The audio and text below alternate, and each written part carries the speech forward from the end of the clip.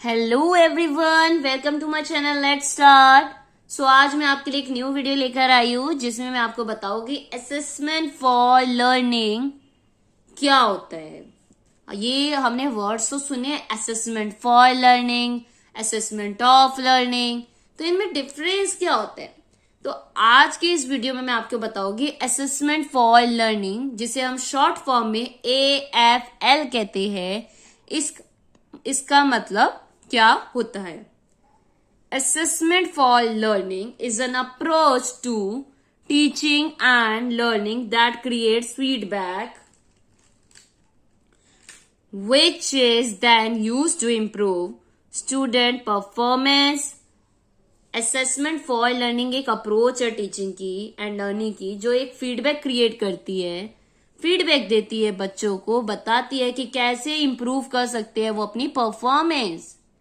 Students become more involve in the learning process. तो जो students होते हैं वो इस लर्निंग प्रोसेस में काफी इन्वॉल्व होते हैं, क्योंकि कहीं ना कहीं हम उनकी लर्निंग प्रोसेस को, परफॉर्मेंस को इम्प्रूव कर रहे हैं।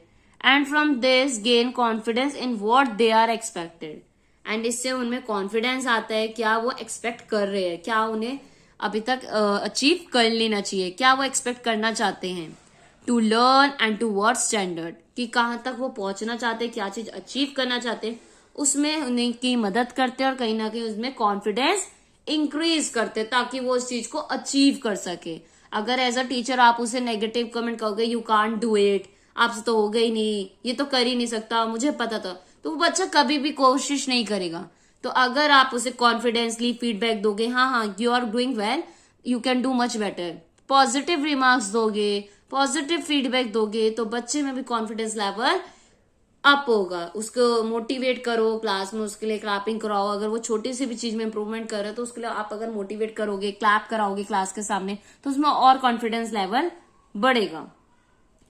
Now one way of thinking about AFL is that it aims to close the gap between a learner's current situation and where they want to be in their learning and achievement.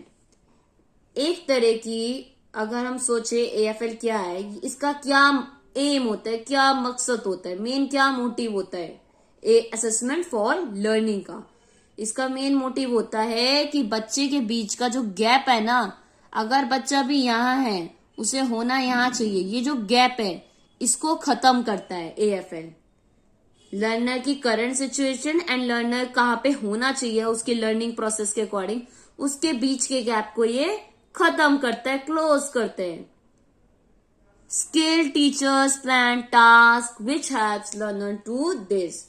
जो skilled या train teachers होते हैं वो task किस तरह से plan करते हैं ताकि बच्चा उन सब टास्क को डन कर सके, अपने आप से अचीव कर सके, एंड ताकि वो अपने जो भी लर्निंग में जहाँ पे लर्निंग अचीवमेंट में उसे जहाँ पे भी होना चाहिए वहां पर वो रह सके।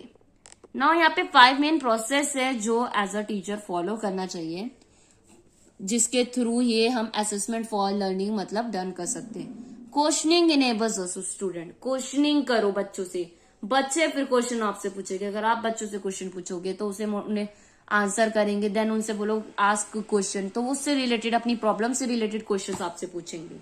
कहीं ना कहीं कॉन्फिडेंस लेवल इंक्रीज होगा।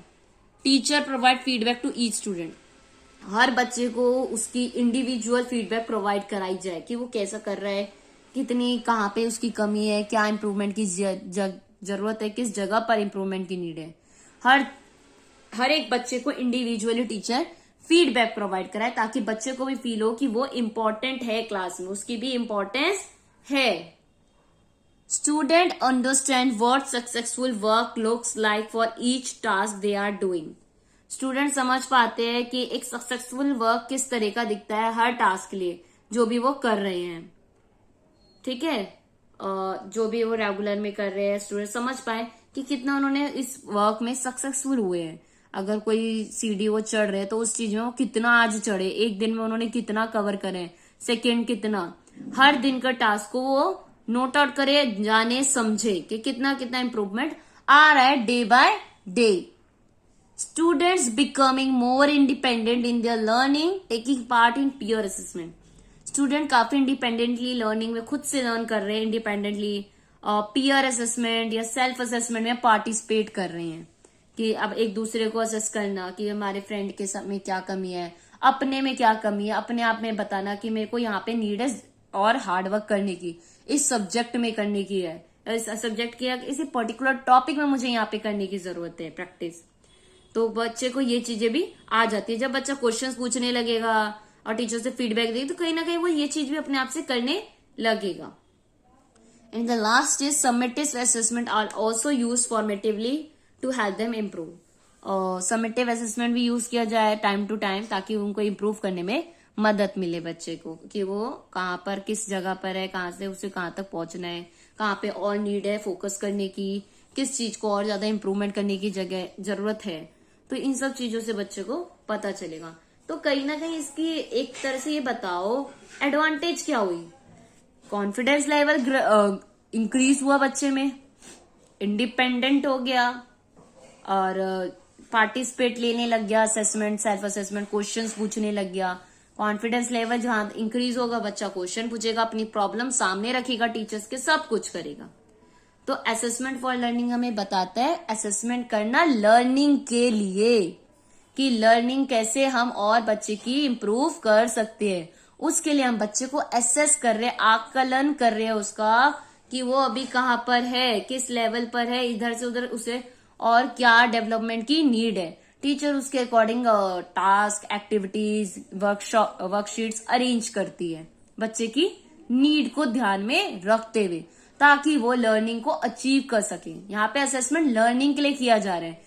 अगर बच्चे को हमें कुछ सिखाना है तो हमें उसका पहले असेसमेंट देखेंगे कि अभी वो उस लेवल में कौन सी स्टेज पर है, कहां तक पहुंचने में अभी उसे कितनी देर लग रही, कहाँ पे कमी रह गई। सिखाना है ना हमें बच्चे को, तो वो कहाँ पे कमी है कि सिखाने वो लर्निंग पूरी कर पाऊं मैं। बच्चे की जो लर्निंग की एक एम है वो पूरा डन कैसे कराना है, तो यहाँ पे असेसमेंट उसके लिए किया जा रहा है। तो ये थी आपकी वीडियो असेसमेंट फॉर लर्निंग पर बेस्ड। आई होप आपको समझ आया होगा। अगर आपको ये वीडियो अच्छी लगी हो तो वीडियो को लाइक शेयर जरूर कर दीजिएगा एंड कमेंट करके जरूर बताइएगा कि आपको ये असेसमेंट फॉर लर्निंग अब समझ आया कि नहीं। एंड इससे रिलेटेड तो देखो क्वेश्चंस आ ही जाते हैं कई बार, और किस तरह से जैसे वही स्टेटमेंट्स वाले आ जाते हैं, सिचुएशन बेस्ड होती है। तो आपको सिचुएशन दे देगी कि बच्चे को इस तरह की प्रॉब्लम है तो टीचर को क्या चीज फॉलो करनी है, assessment for learning, assessment of learning.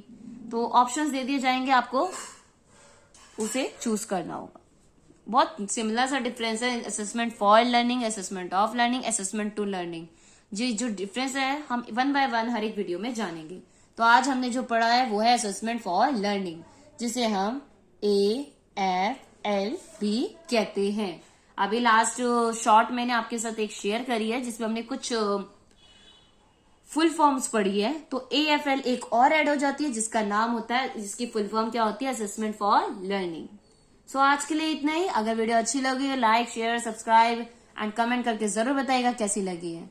और अगर फर्स्ट टाइम आप मेरे चैनल पर वीडियो देख रहे हैं तो चैनल को सब्सक्राइब भी कर दीजिए ताकि मैं और भी जो वीडियोस भेजूं उसका नोटिफिकेशन आप तक पहुंचे। एंड अगर आपको किसी पर्टिकुलर टॉपिक पे चाहिए कि हाँ उस पर डिटेल में मुझे समझ नहीं आ रहा, कंफ्यूजेंट है, तो वो भी आप रिकमेंड कर सकते हो मुझे कमेंट सेक्शन के through. So thank you everyone for watching my video.